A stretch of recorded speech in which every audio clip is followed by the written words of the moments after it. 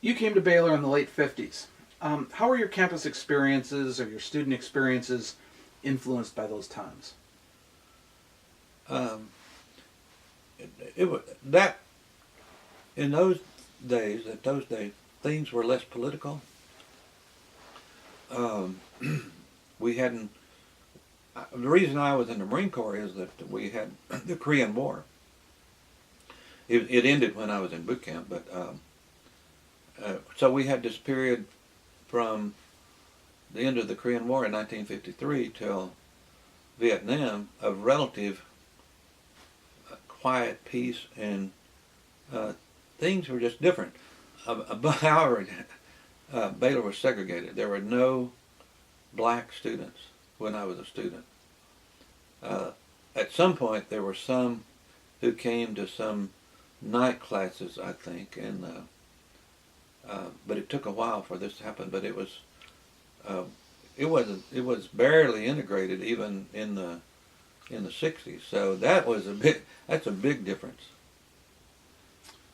How about the religious atmosphere? Were you um, I had already taken all my most of my religion classes before. I went to junior college in North Carolina, Gardner Webb, where I took most of my religion classes.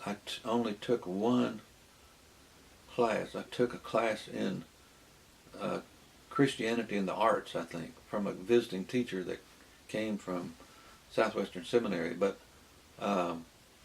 the they had Friday night missions in those days. I guess we don't have that anymore, do we? Where students would go into parts of town and have essentially maybe little Sunday school type meetings with kids, and a lot of times have refreshments and so forth.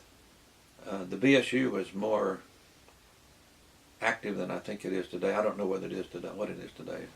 Raymond Vickery, one of my great friends, was head of the BSU for a while. what's your fondest memory of Baylor as a student?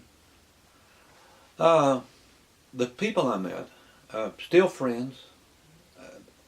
I had my wife and I had lunch about a month ago in Wimberley with Patty Griffith, who was a well-known playwright.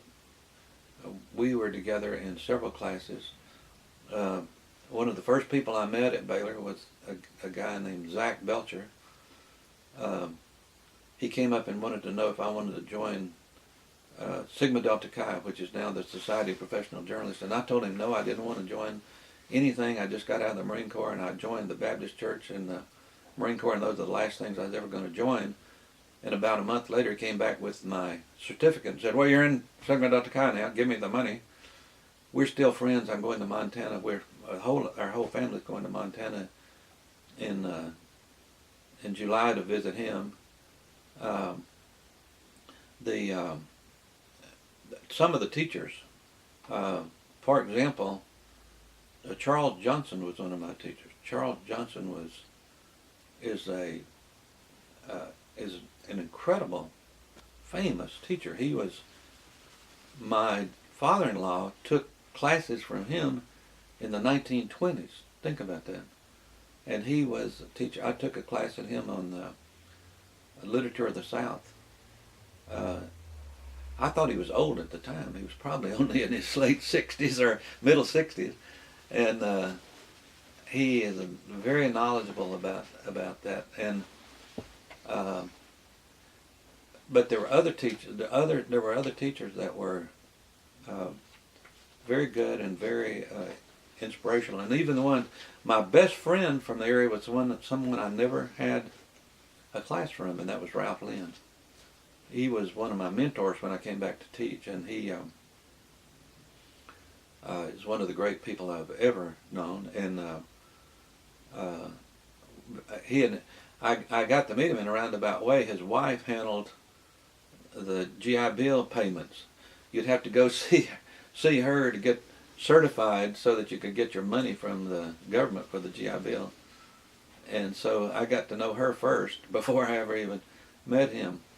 but when I came back to teach, he was my he was my most important mentor in academia. As somebody who had worked in the business, had served in the military, what kind of a student were you? Did that help you? Um, looking back, I was too impatient to get out and do things. If I hadn't see, I worked like the last year and a half or so. For example, the last year, I was doing the makeup in the sports department, and sometimes I wouldn't get off till 1:20 in the morning, and had a 9 o'clock class. And I'd go to the Baylor Drug and get coffee and a heated donut, a donut warmed on the grill, just to get my system going. So if I had just been in school for the purpose of being in school, I worked most of the 2 years before I got there. I would have been a better student if I had if it had been better. I was just eager to get out and go on with my life. I tell you that more than anything else.